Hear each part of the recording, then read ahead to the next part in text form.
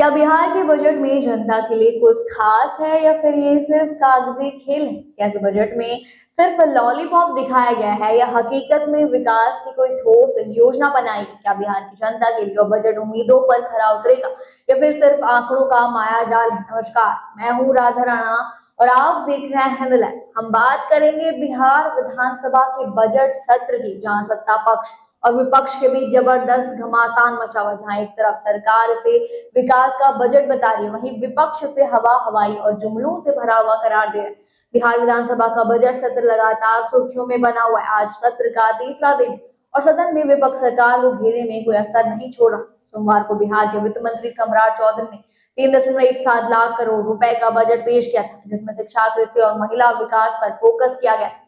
लेकिन विपक्ष इसे पूरी तरह से नकारते हुए इसे सिर्फ दिखावटी करार दे रहे। आज भी सदन में हंगामे के पूरे आसार हैं। तेजस्वी यादव समेत विपक्ष के कई नेता इस बजट पर सवाल उठा रहे हैं और सरकार को कटघरे में खड़ा करने की कोशिश भी कर रहे हैं। बिहार विधानसभा के बाहर आज कुछ ऐसा नजारा देखने को मिला जो शायद ही किसी ने पहला देखा हो। आरजेडी के विधायक मुकेश रोशन हाथ में लॉलीपॉप और झुंझुना लेकर सदन पहुंचे और सरकार पर तंज कसते हुए कहा कि यह बजट सिर्फ लॉलीपॉप दिखाने जैसा है, इसमें आम जनता के लिए कुछ भी नहीं है। विपक्ष का कहना है कि इस बजट में गरीबों के लिए कोई ठोस योजना नहीं बनाई गई।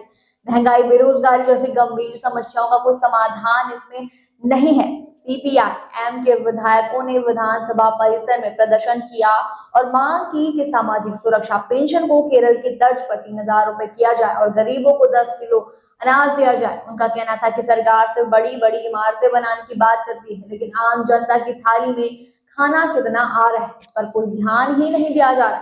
बिहार कांग्रेस ने बजट को लेकर बड़ा सवाल उठाया। उनका कहना है कि बिहार में करीब 2 करोड़ बिजली उपभोक्ता है, लेकिन उनके लिए किसी भी प्रकार की राहत का ऐलान नहीं किया गया। मतलब साफ है कि जो बिजली दरें अभी चल रही हैं वही आगे भी लागू रहेंगी।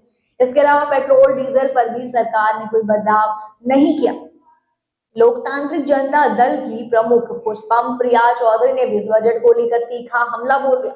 उन्होंने सोशल मीडिया पर लिखा कि बिहार का 73% बजट केंद्र सरकार से आता है, जबकि अपने स्रोत से सिर्फ 27% ही जुटाया जा रहा है। उन्होंने सिर्फ बिहार सरकार की नाकामी बताया और कहा कि गुजरात और तमिलनाडु जैसे राज्य अपने बजट का 70% से ज्यादा खुद के संसाधनों से जुटाते हैं, लेकिन बिहार अभी भी केंद्र पर निर्भर हो रहा है। उन्होंने कहा कि बजट में सिर्फ बड़ी बड़ी बातें की गई, लेकिन हकीकत में राज्य की आर्थिक स्थिति गंभीर बनी हुई है। तेजस्वी ने सरकार से पूछा कि जब राजस्व की स्थिति इतनी खराब है तो ये पैसा आएगा कहां से? अब सवाल उठता है कि सरकार इन सभी आरोपों पर क्या कह रही है। मुख्यमंत्री नीतीश कुमार ने इस बजट का बचाव करते हुए कहा है कि यह पूरी तरह से विकास केंद्रित बजट है और इससे बिहार को आगे बढ़ाने की पूरी योजना बनाई गई। सरकार का कहना है कि शिक्षा और महिला सशक्तिकरण को इस बजट में खास तरजीह दी गई।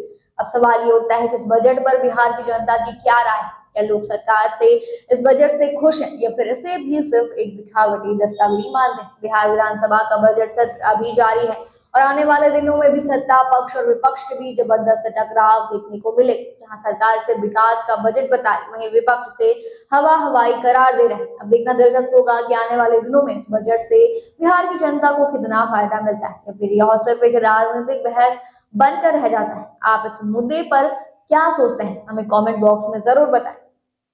फिलहाल के इतना ही, बने रहिए हिंदलैंड के साथ और साथ ही हमारे चैनल को सब्सक्राइब करना ना भूलें और फेसबुक वेबसाइट पर फॉलो जरूर करें।